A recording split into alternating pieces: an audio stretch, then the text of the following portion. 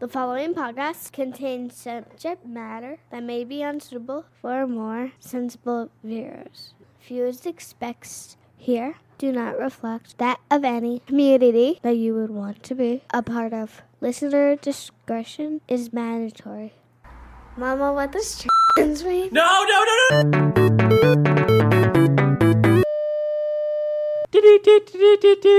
Oh, hey guys. Hey, welcome back to the show. Look, we got a news headline straight off the news teleprompter machine. Hot off the presses. Off the presses. A scoop. So in a bit of gay news this week, as opposed Game news or gay news? Oh, hot take. Is there a difference? Oh, it's fair enough. This is what Gamergate fought for and died for. Gamergate. Gay. Oh. It's all about ethics. Stonewall.exe. Oh, fuck. So, for those of you who haven't heard, there was some shakeups recently in the Overwatch community, specifically regarding lore, which for those of us who don't play the game because it's a fucking anxiety machine, we really enjoy the lore. Some news came out about Soldier 76, and we're just going to get right to it. Soldier 76, trans. Yeah, no, 100%. No, didn't see it coming. No, did not see it. I am proud of her. Yeah. What? Wait, is it trans guy or trans girl? Soldier 76 has come out as a trans woman Yeah. and will be pursuing hormone replacement therapy shortly. Maybe doesn't have to, because the lore takes place very long ago, so maybe you are invalidating Soldier 76 by assuming that she wants to do that. Now, I know what the news media is going to say. It's like, Tranifesto pod. The news was Soldier's gay, and a bunch of gamers are upset about it. But I would argue that that's, they're misdirected. You have to read between the lines. Like, exactly, yeah. It's just like, look, this is just to make, it's just like when Bastion came out as robiosexual, or Lucio came out as a semi-competent healer. It was very shocking and jarring to the community. See, the trick is, you can't just read the words that they put out. You have to go into the code. You have to understand everything. You have to look at the Reddit community. But hey, that's just a game theory. Oh, God.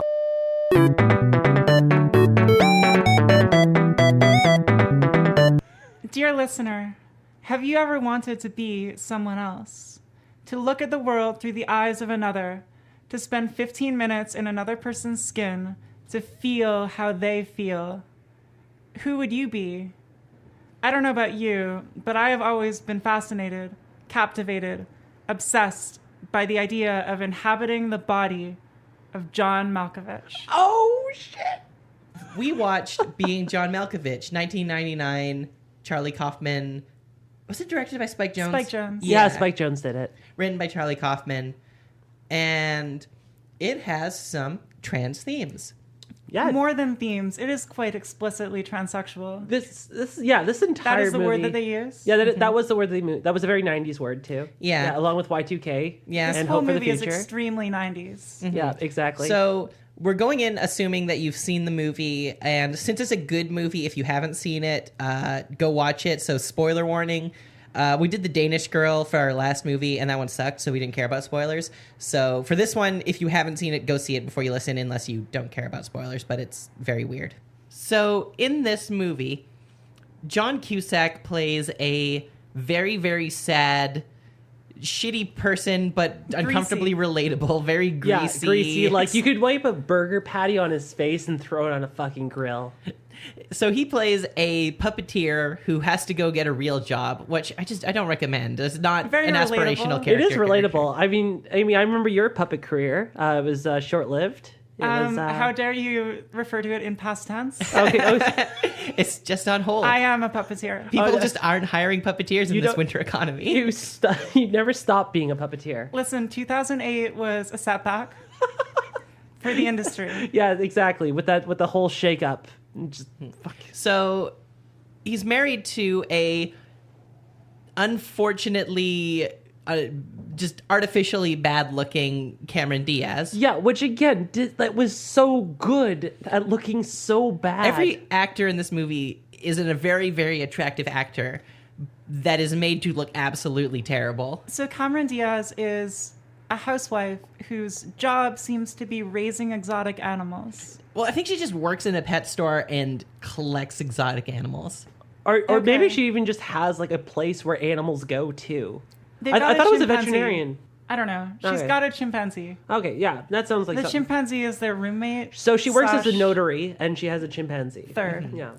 So in John Cusack's surreal bureaucratic job, he finds a portal in the wall that leads into the mind of actor John Malkovich. Which, for anybody that's worked at 9 to 5 in an office building, that is basically just your lunchroom. Well, my last job, they call that the break room. Yeah, exactly. But- Yeah, mine ended up in the mind of David Duchovny.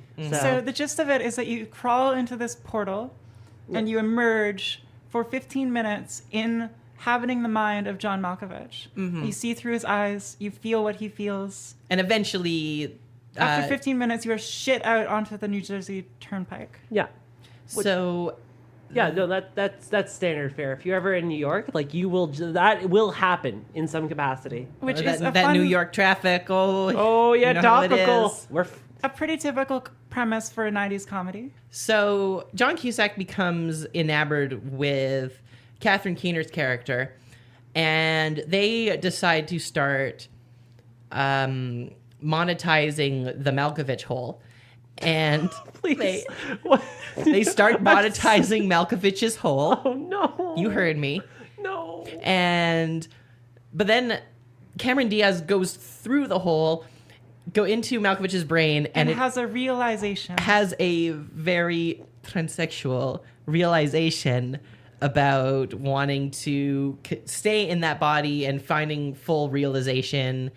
And then, like, that becomes an affair with Catherine Keener because she sees Cameron Diaz inside of John Malkovich, and then they have this weird relationship, and then they find this horde of old people who have been using Malkovich as like a host that they're going to travel into to maintain immortality, and then it just there's this weird love triangle. I think what we are discovering is that this movie is impossible to summarize. Well, I think I've summarized it as far as is possible. I mean, as confusing as it is, yeah, no, With you've that- absolutely summarized it. Like, it's just like the movie is basically about being John Malkovich and the implications of that. So, it's what are the ethical implications of being John Malkovich? it's that we should all be John Malkovich, Malkovich. Malkovich. Wasn't that the singer from Pavement? I know Melmanson? Malcolm X.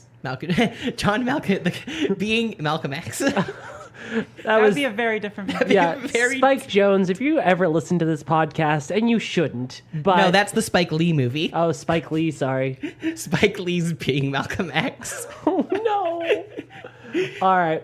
So basically, the main point of this this episode is going to be focusing on the angle of this movie, which was Cameron Diaz's character as arguably trans male representation, and her kind of journey through it. Now, in this regard, I'll be using the her pronouns because it's never fully discussed in the movie and maybe fully realized.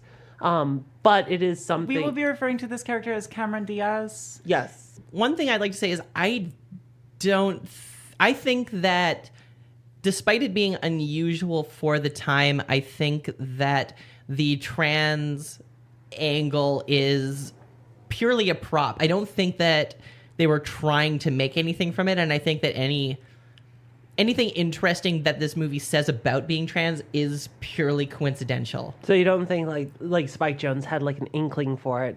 Like, I think that I don't know how woke either Jones or Kaufman were at the time, but my reading of this is that they were familiar enough with the subject to use it as a prop in the movie.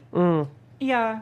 Although I think that the way they handled it is surprisingly well considering that. Well, that might just be the fact that like the two people who made it might just They had more thought had into like things. a trans friend one Yeah. time Yeah, they in saw- 1991. Yeah.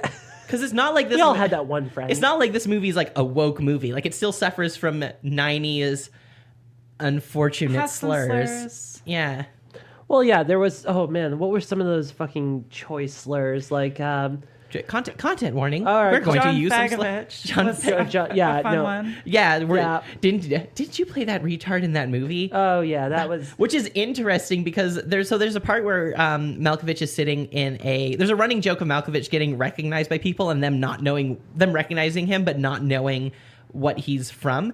And a guy comes in and is like, didn't you play that retard in that movie? Oh yeah, I have a cousin who's that, and it was very, very cool, to see you play that, which is interesting because it brings up the idea of representation of a minority group. Yeah, the idea of representation as this thing that is positive or exciting, but almost it makes a joke of it.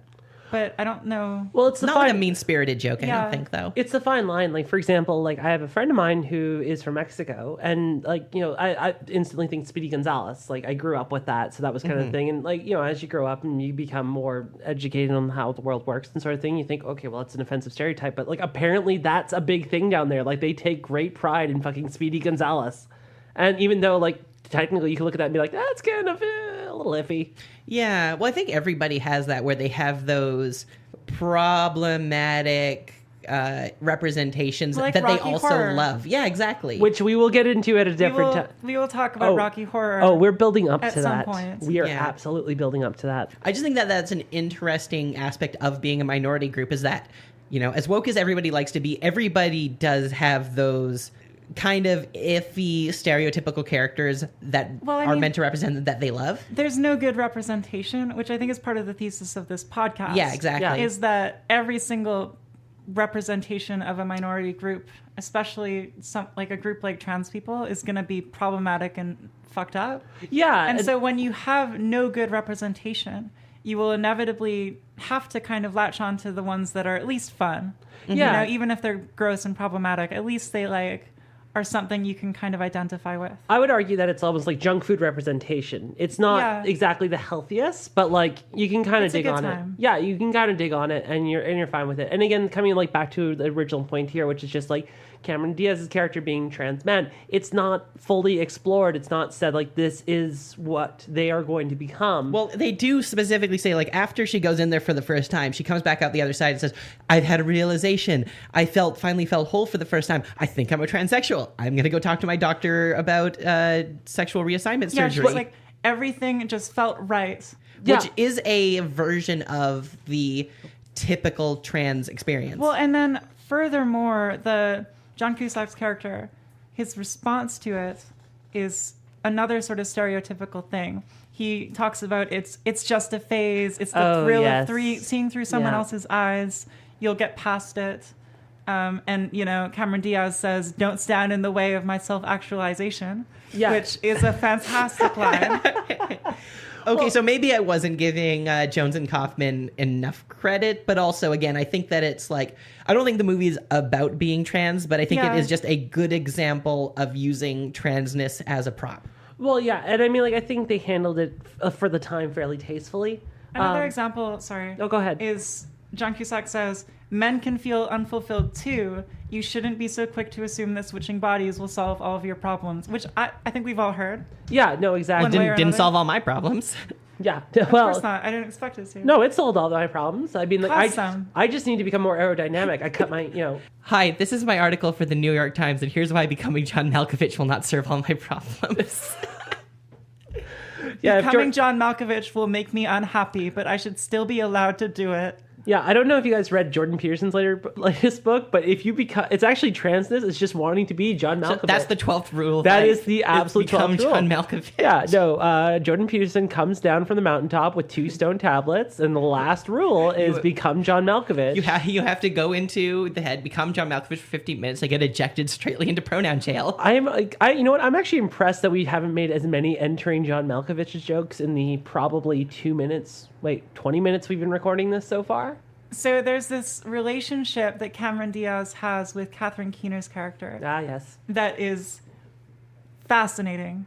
Yeah, Very it is. chasery. It's complicated. It goes to almost every kind of relationship it could be. It's positive, and then it's negative, and then it's exploratory, then it's chaser, like you said. Right, as we've mentioned briefly, Cameron Diaz goes into the body of John Malkovich and then sleeps with Catherine Keener while inhabiting John Malkovich's body. And Keener can tell because of some sort of weird feminine essence thing. Which is super gross. Yeah, and kind of it's interesting exploration though. Yeah.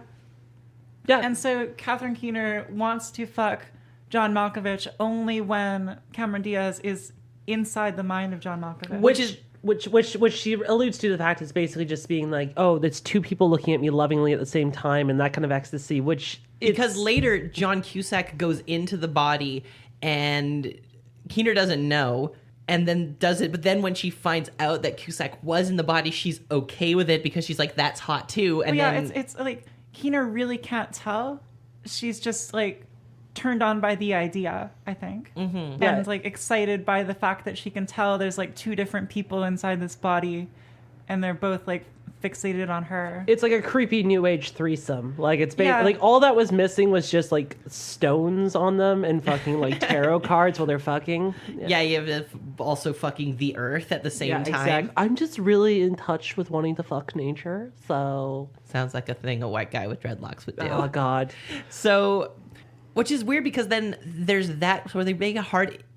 They try to make it seem like the only thing that she's into is this fetish of having sex with two people at once in the same body. But then after like a time skip and John Cussak stays in Malkovich's body, she finds out that she really loved Cameron Diaz the whole time. And then they end up like going away together at the very end, like in their proper bodies. And it seems to work out.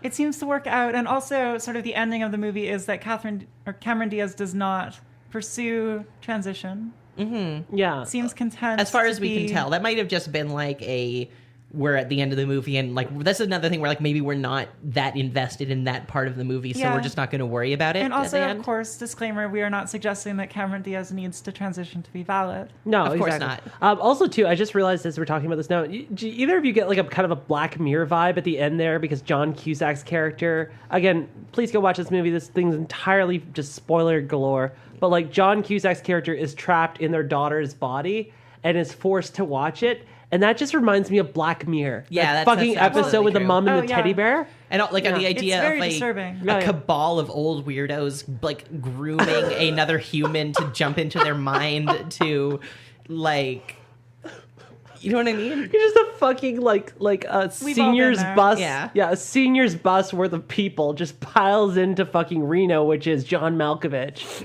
And John Malkovich is the Reno of human beings. No, it's like an entire swingers club of elderly people. Well, that's inside your brain. Look, unrelated to the queer content that we're going over with this, but like, are all those people still conscious inside John Malkovich? Like, is that how this works? They're like taking turns at the wheel. That's so weird. Oh, or like God. backseat driving. Yeah. Like doing like But direct democracy decision making. Well, so the they're got they got like a workers' council. Yes, we're going to build a commune inside this actor's skull. Well, I mean, the interesting thing about it too is like, because this comes up every once in a while in the movie, and maybe it's meant to be more of a joke, but I thought it was interesting, which is just like, oh, I've always wondered what it's like to have a penis, and it's like a woman saying that, and the other guy's like, I always wondered what it's like to have a vagina, and it's just like, I mean, that kind of speaks more to like the whole idea of just when we define gender as a binary, like man and woman, we basically cut off each other from experiencing things that might be traditionally considered in those areas. And it's kind of bullshit. Because I mean, for even cis people, I have to imagine at some point in time, and I've talked to like, you know, my ex, who's very much a cis woman, and she's just every once in a while, she's like, yeah, I wonder what it'd like be to have a penis. Like it'd be, you know, fucking helicopter and some shit. Like it'd be kind of fun for just, yeah. I wonder what it would like if you had a penis too. I have no idea. So here's something that I was thinking about watching it, and I just checked the light to find this.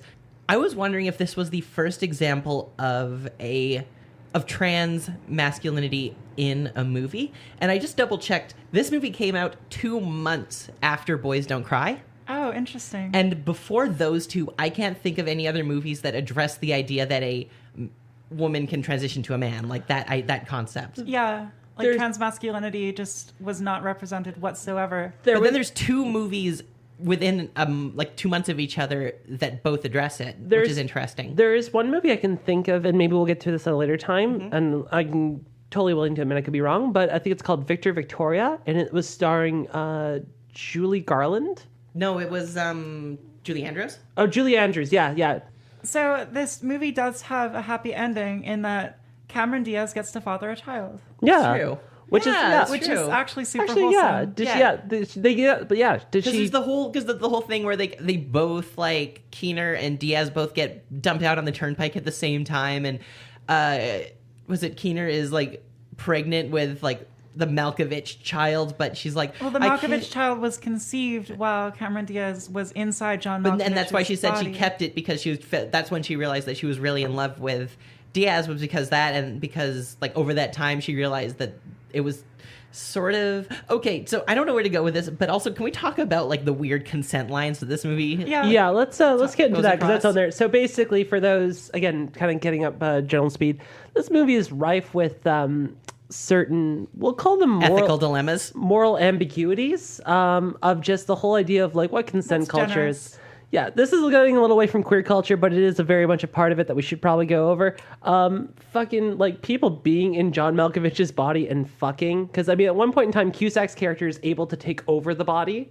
And so there's the voyeuristic nature of it, which is creepy enough as it is. But then fucking John Cusack's character takes over the body and starts fucking. Takes over the body while the person that Cusak Malkovich is fucking thinks that it's somebody else inside Malkovich's head. There's a lot going on, and all of it is fucked up. And also just in general, the idea of like controlling another person's body from inside their head, I feel is a consent issue No, in absolutely. itself. I mean, the whole notion of this movie, the whole premise is very fucked up. But almost, I think, everyone in this movie, except for two people, are just emotionally manipulative, sexually assaulting pieces of shit. Yeah, like it's almost like a world in which everybody is just kind of okay with this shit. Which maybe that may like, and I mean, this is half a joke, half the reality. But like, maybe this was the 90s, and maybe this was kind of like why in like late 2000s we kind of had a conversation about this, because maybe this very much was the 90s. I mean, like we were all like super young in the 90s. I was fucking like what, 12, 13? So like sex really wasn't on my radar. But yeah, but also like, yeah, the idea that how could this movie have gone with even like with addressing that, because even when Malkovich realizes, like aside from saying this is fucked up, I don't know what's going on, but then when he finds the portal, he says I want to go in, because he wants to, like the meta is that he wants to understand how this works more than he wants to like, he wants to have control over it as opposed to like address the fucked upness of it. But I don't know, maybe the movie wouldn't have been able to. I mean, he also proceed the was way it like would've. gonna try to stop it by taking them to court. Yeah, but Yeah. it doesn't necessarily. But that's more of like a, like it's more of a, like an obvious thing as opposed to like actually addressing the explicit fucked up nature of it. He did like shout, "This is my head. Yeah. You can't monetize my head. You can't put all these people into my head. You can't monetize my human beings. beautiful, gorgeous bald head." oh, and it is gorgeous. And also too, when he does go into his head, can we just all take a moment to appreciate how beautiful that whole scene was? Well, I mean, John Malkovich is just. The in Malkovich inside Malkovich world. Oh yeah, Yeah. it's a Malko- Malko sandwich. I mean, Malkovich. all these Malkovich. all these different bodies, all these different body types with John Malkovich's head. It was so body positive. Yeah, you had tall John Malkovich, short John Malkovich, voluptuous John Malkovich, oh god, yes, all the baby John Malkovich. John Malkovich. Oh, It's kind of funny watching that scene because I had seen it before, so I knew that was there. And not all of them have Malkovich's head green screen on. Some of them are just bald dudes. Oh, fun. Yeah, no, some of them are just people who look like that, which makes you realize that a lot of people, like bald white guys, They do all look the they same. can, Yeah. like bald white guys who don't look like rural serial killers. Yeah. all kind of look the same. yeah, it's kind of like they all looked at pictures of Gord Downey or like that's it. I'm Or good. Downey, yeah, that's another example, as Yeah. well as Ian MacKay. Yeah, Speaking of rural serial killers, there's a fun part of the movie where John Cussak, inhabiting John Malkovich's body, looks in the mirror and says, "I'd fuck me." okay, yes. Let's go over this real Which quick. means that the creators were aware. They were self-aware enough to make a joke / reference Silence of the Lambs. Yeah, and it was the whole fucking new skin thing. So there's a part that I want to talk about. What do you mean just part? Let's go over the whole fucking movie with this. Well, I mean, part. there's one specific part that I wanted to talk about that was hilarious. So basically, there's a part where after Diaz becomes obsessed with Keener just because they had sex in Malkovich's body, so she invites Keener over, and Cussak also wants to fuck Keener. So they're all sitting together, smoking weed in this So it's these three people who all have like a weird sexual attraction to each other, sitting around smoking weed in a house where like none of them are making any money, and the house is like disgusting. It's and a very greasy, full of weird pets. disgusting house. And I think that was a profoundly trans experience. Yeah, no, the rest of this movie, like awkward. We're about to maybe have a threesome in this disgusting, in this poor house full of shitty weird apartment animals, full of just all way of us are too weird, many greasy exotic people. animals. yeah, let's all be fair here. Like that, like the rest of this movie, we can be like, maybe they were alluding to trans stuff, maybe they're not. That moment there could only come. I have been in that exact We've situation. all been. Look, baby trans. If you are listening to this podcast right now, which you should not be doing, please don't come back to us in about 2-3 years. But baby trans, if you are listening to this podcast, this will happen to you. You will be in some shitty apartment. There will be weird animals. There might be a monkey over in the fucking corner. There will be weed. There will be a bunch of people. Absolutely. Someone who is trying to make it as a puppeteer, and it just isn't working. Yeah, no, exactly. And when that moment happens, and you sit there and be like, "I am John Malkovich," and then you get fucked. Yep. Or don't. And then you're in a polycule. Yeah, with so- these people. So yeah. Well, and then you age, you grow a little, you expand your tastes, and before you know it, you're in this large swingers club seeking immortality. And this is the trans experience. Like, I'm pretty sure if we freeze frame that scene there, we can actually see John Cussak wearing striped socks, and it's it's early stages. Like it's and also too, Cameron Diaz's character is about to go work at a Hot Topic, so like it's the trans there just experience. used to be like Vocaloid music playing in the background. Yeah. Fucking Hatsune Miku. And I think all through this, like, we kept seeing, like, again, probably not intentional, but just Definitely funny not little, intentional. funny little trans We're telling on jokes. ourselves. We're telling on ourselves. But like, yeah, we're telling ourselves, but like, come on, everybody does it. Oh, actually, yeah. Now that I think about it too, like with all the old people swingers club and stuff like that, talking about like wanting to have different genitalia, that is older trans representation. Like, think about that. Yeah. Really think about that. Because they're just very, very, very explicit with their particularities. Oh yeah, no, the old guy with the carrot juice, like, just, yep, it's like, how live to 100 years old, have to drink carrot juice every day, almost not worth it. Piss orange, have to sit down to piss and have to every 15 minutes, which, I mean, we've all been there. Yeah, no. Spironolactone's a hell of a drug. Yeah, exactly. For the 1 out of 3 of us that's still on it, my apologies Hi. to when you're off of Thanks it. for the representation. No problem. We're calling you out. The whole point is for people to feel included. And so if you're listening to this on the I have pisser, to pee right now. yeah. Do you actually? This is why Okay. we. This is I'm why we okay. put. I This is mean, why, yes, but always. this is why we put the jar beside you so you could record. Because this is a podcast. We can't stop The recording. bucket The trans bucket. It's Okay. communal. down at the bottom of the well. Oh my god. Okay, so what I want to get to is what I think is the actual crux of the movie is the idea of always wanting to be in another person's body, and like that being a universal idea. And they address that once they monetize the Malkovich hole, and they have Oh, all of these God. weirdos who like are like just talk about it's like, yeah, no, obviously I always wanted to be in someone else's body. Yeah. Like I hate like living in my, and I think that is like a somewhat universal feeling to an extent. Well, and I and wondered, they- how does that connect to the trans experience? They're all looking for something else within Malkovich. Yeah, Like but there was the fat guy who wanted to be in Malkovich's body because he was like insecure about his body. Mhm. And so he was hoping to escape his body and be someone else who didn't have that insecurity. And I mean, this also comes back to universal theme, which is all of us, like every person, trans, cis, or whatever the case is, like wanting. There'll always be a part of us that's just like it's not good enough. We want to be something else. Something else will make us happy, and whatever the case is. And I think that was kind of what the main, like the directors overall kind of look at this film was just the idea of just we have somebody as talented as John Malkovich, and like through his acting and through his life, people could find parts of themselves that they're missing. And then that unintentionally, I think unintentionally led to the whole, trans subplot of that kind of idea. yeah, but because all these people come here or come to the Malkovich hole not knowing that is the person that they're going to get. It's just, do you want to be someone else for a period? And if that is a universal feeling, is like the trans experience a full genetically pushed manifestation of that, or do you think that that's something different? Well, I think that like John Cussak didn't want to be John Malkovich. He wanted to be Not himself. Just not himself. I think that Cameron Diaz didn't actually have much attachment to being John Malkovich. Cameron Diaz wanted to be a man. You know, the fat guy wanted to be not fat. John Cussak wanted to be like sexy and famous.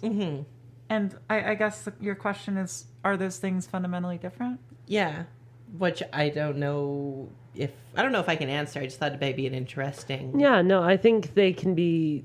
I mean, it's just transition as a whole, right? Like, I mean, like for us, transition was gender based, but everybody goes through a transition at some point. Well, in time. I don't know about you. I wanted to be John Malkovich, and I just fucked up really bad.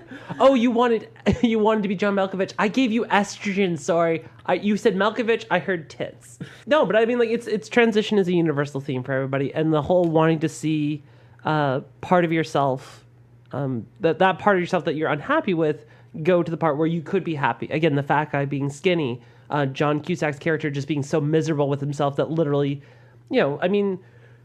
I think John Malkovich is hot in my own personal preferences. Oh, he's got this great, like, effeminate but stern daddy thing going on. Oh, yeah, which speaks to us. But I think for some people, you could look at John Malkovich's body by traditional beauty standards and say, you know, maybe not what you would consider it in, like, you know, People magazine top 20 people. But in that moment, like when he looks at himself in the mirror and goes, you know, I'd fuck me. Yes, that may have been a Silence of the Lambs call out, which would have been dope because as a horror movie fan, I love nothing more. But as a trans person, you're disgusted. Yeah, well, exactly. I don't look at the mirror myself and go, I'd fuck me. I look at myself in the mirror and go, I really fucking need to lose weight.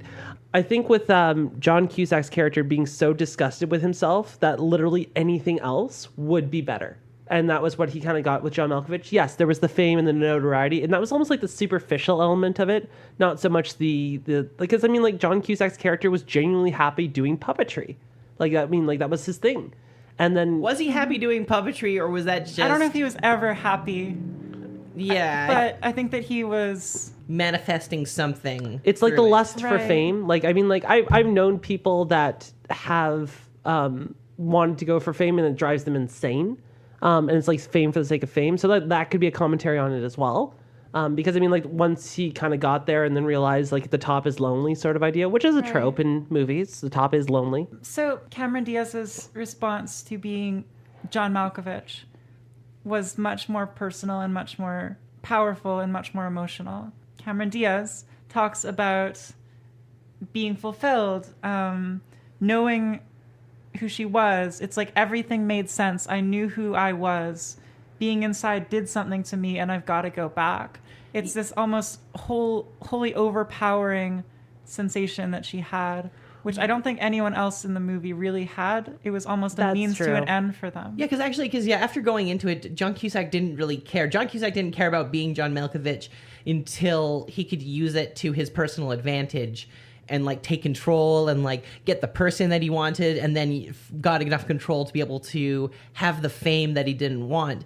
But then once Cameron Diaz went in, it was a like profound obsessive realization, and like Cameron Diaz self-actualization. couldn't do anything else. Literally uses the term self-actualization. Which is a trans like experience. Like once you cross a certain threshold of realization of your gender, you cannot go back. Right, like it's the moment that you know, for some people, if you put the clothes on, if it's the moment that you do the thing, watch Sailor fucking Moon, and then you're just like, I can't ever go back from this. Yeah, exactly. Okay, so yeah, that does make it different. Yeah.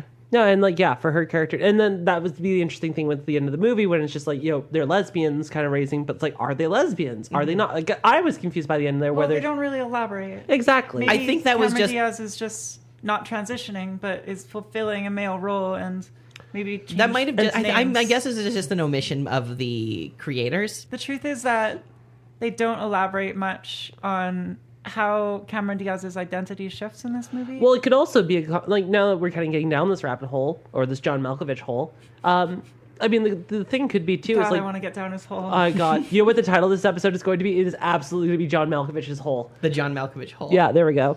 But I think one of the ideas, like because we're approaching this from like the whole trans idea, but this also could be the idea of the exploration of butch lesbianism. I mean, it could be that as well, where the whole idea is like the masculine lesbian. You can still be a woman and have masculinity to it. It's a possibility. I don't know. Yeah, because like once you have like a profound gender-based experience, that's immediately going to be your point of reference, and it's not until you explore out from that and decide, no, this thing is where like I am comfortable. Like you don't know that until you do explore it. Yeah, which is because like also too, in like just kind of coming back away from the movie and back into the world we live in, it's like to question gender is one of those things that's for some reason. I mean, well, there's lots of reasons. It's super taboo. Like you can question a lot of things about yourself, religion, belief, left and right-handedness, even. But you cannot question your gender, generally speaking, in society. We live in a society. We live in a society. Do we? Yeah, well, 2 out of 3 of us do. Sorry, Ames. I have never lived in a society. I am free from society. Yeah, no, you Thanks, Banksy. Yeah. But yeah. Lennon was wrong. No.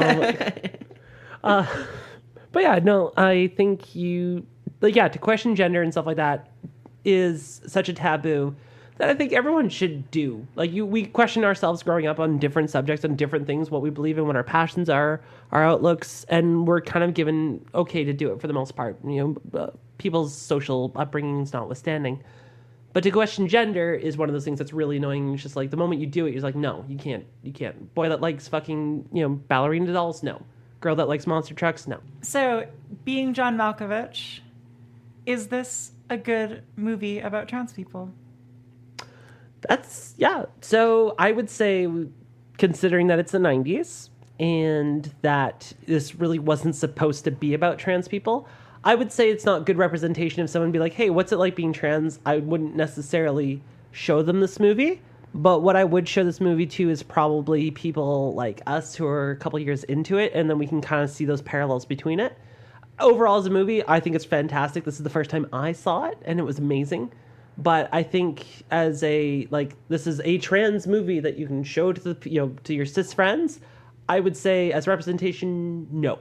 I don't know, because I think that it was pretty harmless. Like, I don't think it was necessarily like... Oh, I don't think it's great, damaging. and I don't think you're gonna learn anything great. I think based on our discussion, it does add some interesting things to the conversation, but I don't think there's anything bad or negative or derogatory about it, which I think is one reason why... I had seen this movie when I was younger, and I completely forgot about the transness beyond, maybe a few throwaway lines. I didn't realize how big a thing it was, which I think means... And the fact that, trans people haven't canceled it the way that we've canceled a lot of other, older representations. Mm-hmm. So I think it is harmless. I think it's fine. I don't think anybody could pull any negative assumptions from it about trans people, which is... technically as much as you could ask for from, especially a movie from the 90s. Yeah, when you put it that way, that's a really valid point, actually. Mm-hmm. Ames? So, I mean, personally, it portrayed my experience perfectly and literally. To a T. But I understand that I am unusual. Because you've been in John Malkovich's hole? I think that if you consider its context in the 90s, if you consider other 90s movies with trans subplots and side plots... Are we going to get around to Boys Don't Cry? Are we allowed to do that one? Yeah, we'll get there. I think it's not the worst. I think it's fine. It's fine. It's a good time. I mean, obviously you can pick it apart and point at, all the bad shit that it portrays, but it's also, 1999. Yeah. And it's, a fucking phenomenal movie otherwise. Yeah, it's amazing. It's fantastic. And people are more concerned with, Y2K at this point in time.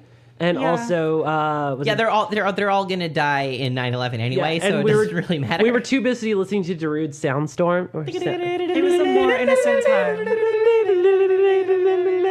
I don't think it did that much harm. Yeah, yeah, no, I think obviously good movie. It was a good film. I would recommend it to everybody to watch. Unlike some of the other movies we may have reviewed in the past. As a movie, 9 out of 10. Trans representation, 6 out of 10. I would agree with that. No, wait. 6 and 9? 69? Nice. I give it a 420 out of 10. Oh, yeah. I give it a 360 no scope. All right. So that about does it for our show for today. Thank you all again for listening in on our show, our podcast, our wonderful evening here on a wonderful Friday night. Specifically, we'd like to call it those of you on Twitter who followed us and gave us suggestions for movies. Thank you so much. Keep it up because we need to keep swelling that list. Yeah, we have a really big list that we will make it through. If we don't get to your movie suggestions soon, we will get to them as soon as we can. The response has been quite honestly overwhelming. We did not expect as many people to get back to us. But a lot have, so we do take that into consideration, and it means the world to us. So thank you all so much. It means a lot that you listen to this show and gives us all something to do and gives us an excuse to... I know you can't see it right now, but 2 out of 3 of us are currently wearing onesies and are drunk. And This is big, comfy kitty cat kigurumi. Yeah, exactly. And so, yeah, thank you so much. And as always, just remember that trans representation can be wherever you find it. Or not. It doesn't fucking matter. I don't care. There is no good representation. There is absolutely no good representation. I would also like to thank John Malkovich. Oh, John Malkovich, yes. Malkovich, come on the pod. Yeah, exactly. Come on, man. Come on, don't be a coward. Come on. If anybody in the Podiverse knows Mr. Malkovich, get him on the pod. Yeah, if anybody knows, what's his face? John Goodman. John Goodman, come on the pod. Yeah, just do it. Come on, please. All right. And until next time, remember, let your striped socks fly. I really don't want that to be the tagline of this, but it's too late. We're going to play the outro. Yay! Outro music! See you on the flippy flop. Woo!